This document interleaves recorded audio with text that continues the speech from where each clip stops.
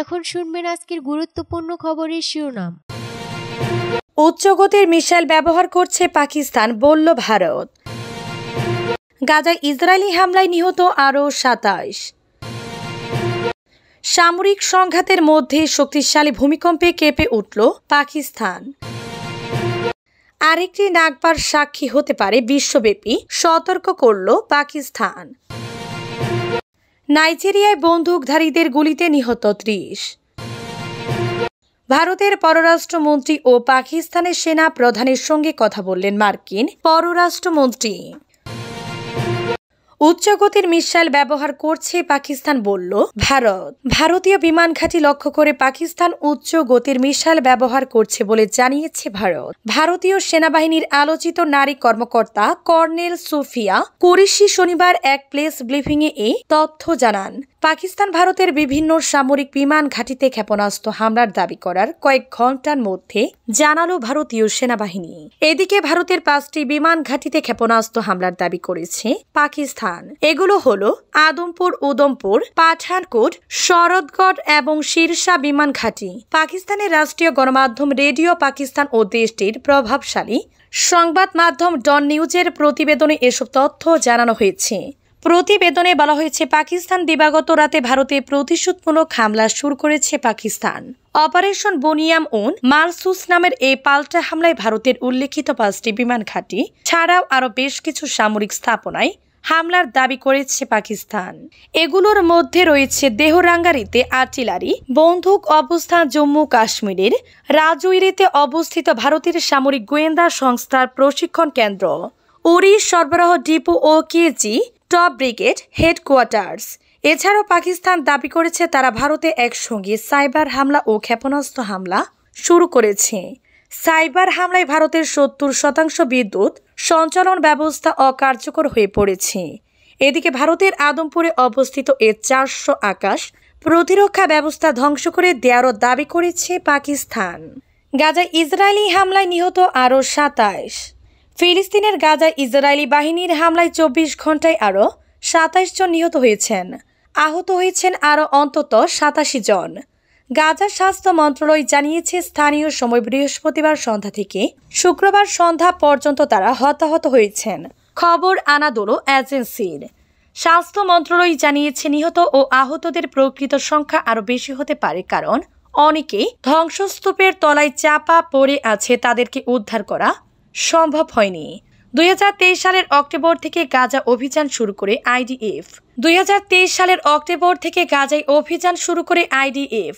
শুক্রবারের অভিযানের পর গত ১.৫ বছরে উপত্যকায় মোট নিহত ও আহত সংখ্যা পৌঁছেছে যথাক্রমে ৫০,৬০৯ জন এবং ১,১৫,০৬৩ জনে। এই নিহত এবং আহতদের ৫৬% নারী ও শিশু। ২০২৩ সালের ৭ অক্টোবর ইসরায়েলের ভূখণ্ডে ঢুকে অতর্কিত হামলা চালায় হামাস।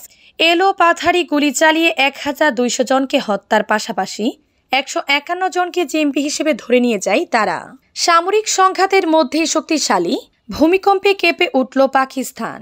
ভারতের সঙ্গে সামরিক সংঘাতের মধ্যে পাকিস্তানে ৫.৩ মাত্রার ভূমিকম্প অনুভূত হয়েছে।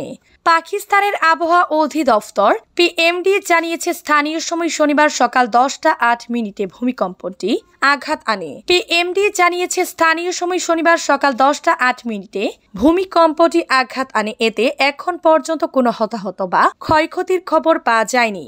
শনিবার পাকিস্তানি গণমাধ্যম জিও নিউজের এক প্রতিবেদনে এ তথ্য জানা যায়। ভূমিকম্পের কেন্দ্রস্থল কিছু আফগানিস্তানের হিন্দুকুশ অঞ্চলের ২৩০ কিলোমিটার গভীরে। ভূমিকম্পের কম্পন মূলত অনুভূত হয়েছে রাজধানী ইসলামাবাদ এবং খাইবার পাখতুনখোয়া রাজ্যে। এছাড়াও আটক পেশোয়ার, মারদান, নৌশেরা, সোয়াবি ও উত্তর ওয়াজিরিস্তান সহ বিভিন্ন জেলায় কম্পন অনুভূত হয়েছে। আরেকটি নাগবার সাক্ষী হতে পারে বিশ্ববাসী, সতর্ক করল জাতিসংঘ। বিশ্বব্যাপী আরেকটি নাগবার সাক্ষী হতে পারে বলে সতর্ক করেছে জাতিসংঘের একটি বিশেষ কমিটি। শনিবার ওই কমিটির পক্ষ থেকে ইসরায়েলের বিরুদ্ধে জাতি নির্মূলের অভিযোগ আনা হয়। আরও বলা হয়, ফিলিস্তিনিদের জন্য অকল্পনীয় দুর্ভোগ ডেকে এনেছে ইসরায়েল। উল্লেখ্য, ১৯৪৮ সালে ১৪ মে ইসরায়েল প্রতিষ্ঠা হয়। মানচিত্রে যে স্থানে ইসরায়েল রাষ্ট্র প্রতিষ্ঠা হয় সেখান থেকে গণহারে ফিলিস্তিনদের স্থানচ্যুতি ঘটে। এর জন্য 15 মে নাকবা দিবস হিসেবে পালন করেন ফিলিস্তিনরা। এই সপ্তাহের শুরুতে গাজার উত্তর থেকে লাখ লাখ ক্ষুধার্ত ফিলিস্তিনকে বহিষ্কার ও তাদেরকে 6টি শিবিরে আটকে রাখার পরিকল্পনা করে ইসরায়েল। ওই পরিকল্পনার পরে এমন মন্তব্য করল জাতিসংঘের বিশেষ কমিটি। এদিকে ফিলিস্তিনে যে কোনো জোরপূর্বক বাস্তুচ্যুত তাদের মনে নাকবা বা বিপর্যয় স্মৃতি জাগিয়ে তোলে। কমিটির পক্ষে বলা হয়, আমরা যা লক্ষ্য করছি তাতে মনে হচ্ছে বিশ্ববাসী আরেকটি নাকবার সাক্ষী হতে যাচ্ছে। আরও বলা হয়, ইসরায়েল সরকারের অগ্রাধিকার হলো বৃহত্তর অপিনিবেশিক সম্প্রসারণ। গাজায় ইসরায়েলি বসতি স্থাপনের লক্ষ্যে নিরাপত্তা অভিযানে নামে বাস্তুচ্যুতি, ধ্বংস, ভূমি দখল ও উচ্ছেদের মতো কার্যক্রম পরিচালনা করছে ইসরায়েল। কমিটির পক্ষ থেকে ফিলিস্তিনদের বিরুদ্ধে ইসরায়েলের মানবাধিকার লঙ্ঘনের বিষয়টিও উল্লেখ করা হয়। নাইজেরিয়ায় বন্দুকধারীর গুলিতে নিহত 30। নাইজেরিয়ার দক্ষিণ পূর্ব অঞ্চলীয় ইমু রাজ্যে বন্দুকধারীর গুলিতে কমপক্ষে 30 জন যাত্রী নিহত হয়েছেন। মানবাধিকার বিষয়ক আন্তর্জাতিক বেসামরিক সংস্থা অ্যামনেস্টি ইন্টারন্যাশনাল শুক্রবার 9 মে এ খবর জানিয়েছে। অ্যামনেস্টি সামাজিক যোগাযোগ মাধ্যম এক্সটে লিখেছে, সন্দেহভাজন বিচ্ছিন্নতাবাদী গোষ্ঠী ইন্ডিজেনাস পিপল অফ বিয়েফ্রা IPOB এর সদস্যরা এই হামলার সঙ্গে জড়িত। এতে আরও বলা হয়েছে, নাইজেরিয়ায় কর্তৃপক্ষকে অবিলম্বে ও স্বচ্ছভাবে এই আক্রমণের তদন্ত করতে হবে এবং নিশ্চিত করতে হবে যে প্রকৃত অপরাধীদের বিচারের আওতায় আনা হয়েছে। আন্তর্জাতিক আইন অনুসারে নাইজেরিয়ার সরকারকে অপরাধীদের বিচারের আওতায় আনার জন্য দ্রুত বেআইনি হত্যাকাণ্ডের তদন্ত করতে হবে। ইমো রাজ্যের পুলিশ মুখপাত্র হেনরি ওকুই বৃহস্পতিবার ভোরে হামলার বিষয়টি নিশ্চিত করলেও মৃত্যুর সংখ্যা নিয়ে মন্তব্য করতে অস্বীকৃতি জানান। তিনি রয়টার্সকে বলেন, পুলিশের পাল্টা অভিযানে একজন হামলাকারী নিহত হয়েছে। পুলিশের বিবৃতিতে বলা হয়েছে, 3টি দলে বিভক্ত হয়ে সন্ত্রাসীরা স্থানীয় সময় রাত 4টার দিকে একটি মহাসড়ক অবরোধ করে এলোপাথারি গুলি ছুড়ে এবং একের পর এক গাড়িতে আগুন ধরিয়ে দেয়। পুলিশ আরও জানায়, ঘটনার পরপরই একটি পূর্ণাঙ্গ তল্লাশি ও ঘিরে ফেলার অভিযান শুরু হয়েছে। সন্দেহভাজনদের লুকিয়ে থাকা আশপাশের বন ও এলাকা চিরুনি অভিযানের মাধ্যমে খতিয়ে দেখা হচ্ছে।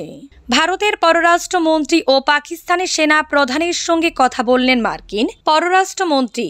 পাকিস্তানের সেনা প্রধান আসিম মনির এবং ভারতের পররাষ্ট্রমন্ত্রী এস জয়শঙ্করের সঙ্গে কথা বললেন মার্কিন পররাষ্ট্রমন্ত্রী মার্কো রুবিও। এই সময় তিনি উভয় পক্ষকেই দুই দেশের উত্তেজনা কমানোর উপায় খুঁজে বের করার আহ্বান জানান। মনিরের সঙ্গে ফোন আলাপের বিষয়ে রুবিও বলেছেন, ভবিষ্যতের সংঘাত এড়াতে গঠনমূলক আলোচনা শুরু করতে যুক্তরাষ্ট্র সহায়তা দেওয়ার প্রস্তাব দিয়েছে। অন্যদিকে এস জয়শঙ্করের সঙ্গে কথা বলার সময় উভয় পক্ষকে উত্তেজনা কমানোর আহ্বান জানিয়েছেন রুবিও।